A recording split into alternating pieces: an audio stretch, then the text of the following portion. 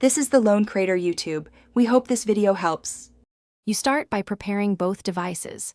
Charge the AirPods and open the case so they can advertise a signal. On your laptop, open Bluetooth settings right away and turn Bluetooth on. This ensures visibility. If the AirPods were paired to another device, forget or remove that pairing first, because AirPods prioritize recent connections. Once done, press and hold the case pairing button until the status light flashes white so your laptop can discover them. Now you move to the laptop pairing flow. Choose Add Device or Pair New Device in Bluetooth settings so the laptop scans for peripherals. When AirPods appear in the list, select them promptly. The system will exchange a quick handshake and confirm pairing. Make sure to set AirPods as the active audio output in your sound settings so system audio routes correctly. If prompted for permissions, accept them. This allows microphone and media controls to work as intended.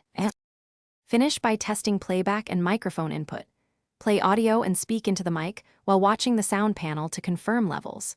If you notice dropouts or no connection, reset the AirPods by holding the case button about 15 seconds until the light cycles amber then white, then retry pairing.